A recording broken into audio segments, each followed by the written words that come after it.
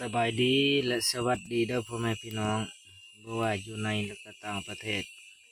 ก็ยินดีต้อนรับเข้าสู่ช่องบ่าวอินตองบ้านนาพี่น้องเช่นเก่าเช่นเคย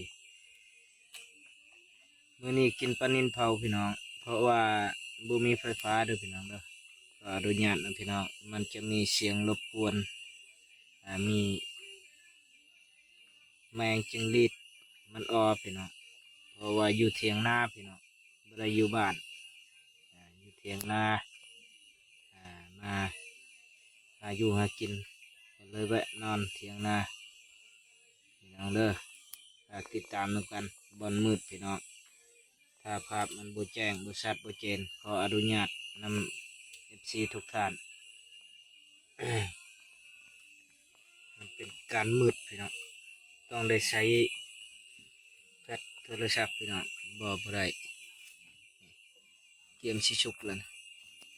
มาพี่น้องมากินข้าวนำกันเผาปลานิลพี่น้องบ้านเฮาเอิ้นปิ้งเผาเพราะว่าอยู่เถียงนามาค่ำพี่น้องมาแต่ใช้มองก็เลยลมแห้งเฮ็ดให้ศึกษาการมือการไปการมาก็ต้องใจระมัดระวังพี่น้องเพราะว่าลมแห้งมันอันตรายเด้วยพี่น้องเด้ออยู่น้ำใหญ่เด้อเฮาก่อนจะเมื่อเฮาก็เบิ่งฝนฟ้าอากาศพี่น้องลมแห้งเฮาก็โจะซะก่อนพี่น้องนี่แหละมาเบิ่งน้ำกันพี่น้องการอยู่การกินไปแบบนี้แหละมืดพี่น้องมืดค่ำ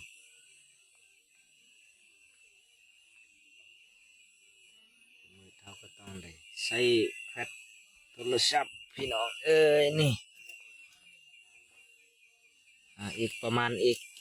10 นาทีพี่น้องอาจจะชุกเลยนี่เผาเลยพี่น้องเพราะว่ามันบุทันใจมันยากล่ะเผาเอาเลยแจ่วแล้วเรียบร้อยแล้วตามแจ่วแล้วเรียบร้อยยังทอดแต่ปลาชุกพี่น้องถ้าปลาชุกแล้วก็กินเสียงแมงพี่น้องนอนโอ้คักอยู่เถียงนาพี่น้องเด้ออยู่แคมป์บ้านนี่แหละมีเสียงแมงจิงหรีดแมงจุกจั่นโอ้คักพี่น้องเลยบรรยากาศตอนแรงๆตอนค่ำๆพี่น้องเวลา7:41 นาทีหรือว่าประมาณนี้แหละพี่น้องแต่บ่ได้เบิ่งโมงติดตามนำกัน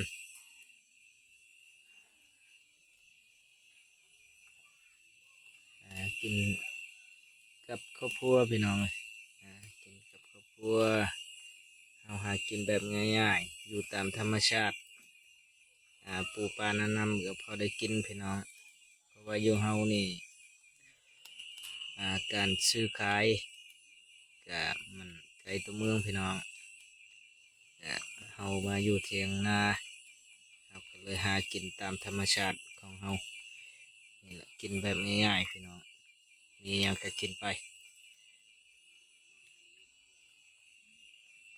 เริ่มแล้วนี่เริ่มสิโอเคแล้วพี่น้องเพราะว่านี่มาเทียงให้เทียงนาเห็ดน้ำเข้าน้ำพี่น้องเราต้องได้ดินรนพี่น้องเอ้ยการดำรงชีวิตก่อนอื่นหมดก็ต้องได้มีข้าวกินซะก่อนพี่น้องมีข้าวกินนี่ก็เป็นตัวดีพี่น้องถ้าบ่มีข้าวนี่ชื่อก็บ่ไหวพี่น้องเฮาเป็นผู้บ่มีพี่น้อง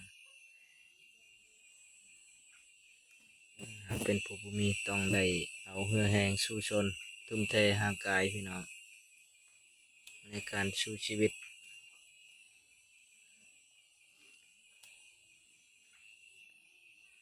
มีอีหยังก็กินไปนำกัน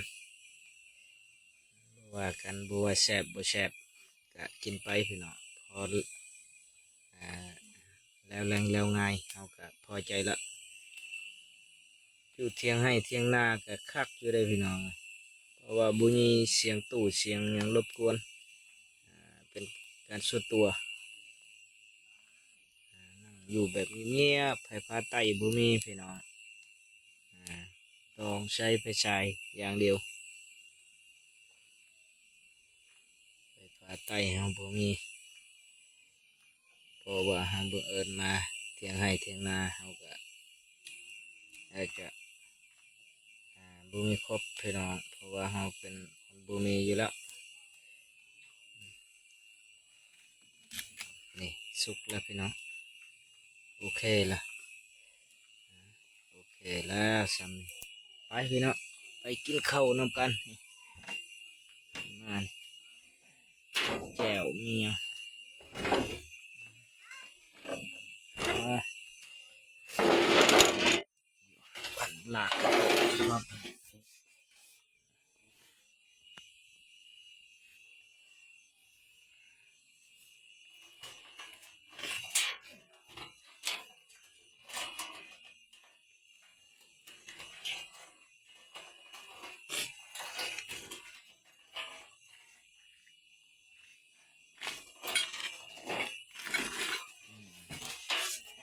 โอ้แมงลายพี่น้องแมงลาย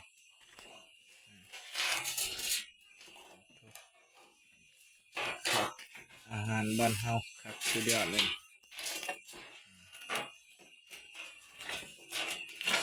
ได้กินชิ้นนี้ก็ภูมิใจแล้วพี่น้อง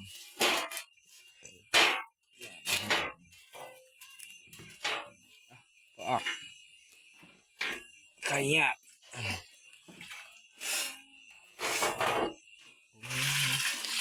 เอาขี้ก็แจ้วนะนี่เพื่อนนะเพื่อนก็ต้องเอาเพียมันก็ก็แจ้วค่ะลืม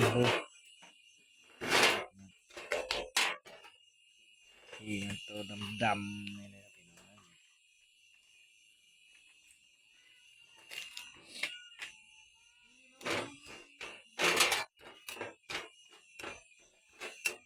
ใส่แจ้ว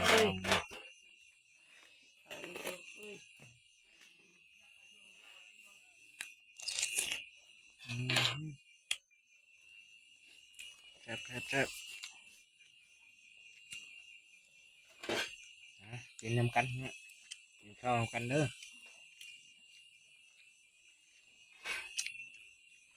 นี่มักทั่วครับ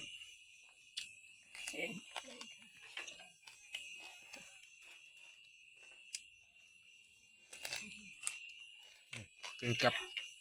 เมียพี่น้องลูกน้อยนอนมาเลยกินกัน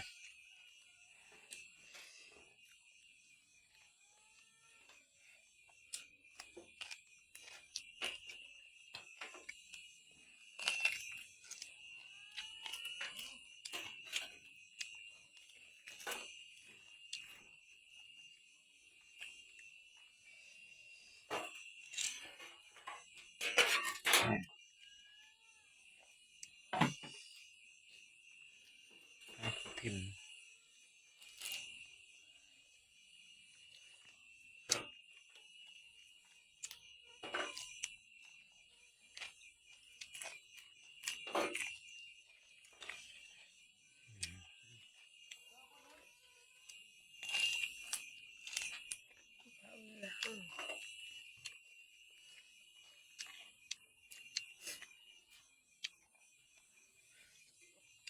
การปลาเงิน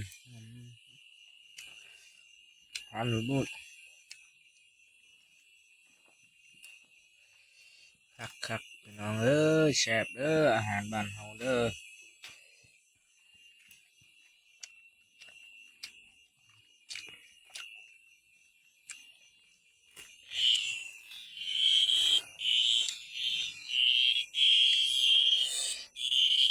แจ่วเพียปลานิลนี่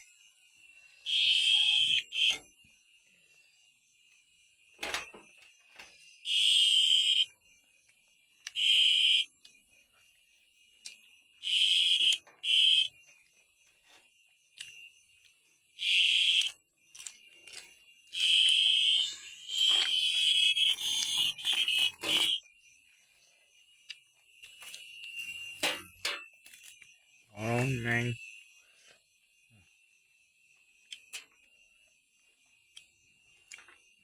จักรจันทร์โอ้ครับนี่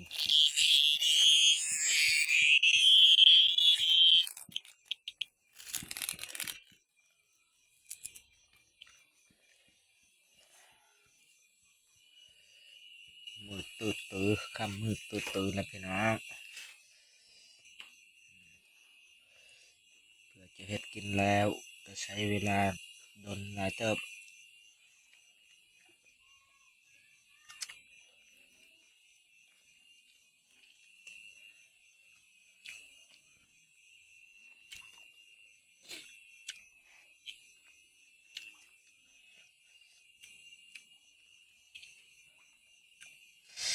ประมาณนี้พี่น้องสุดท้ายนี้ก็กล่าวคำว่าสบายดีฝากติดตามกดไลค์กดแชร์ในเด้อพี่น้องเด้อ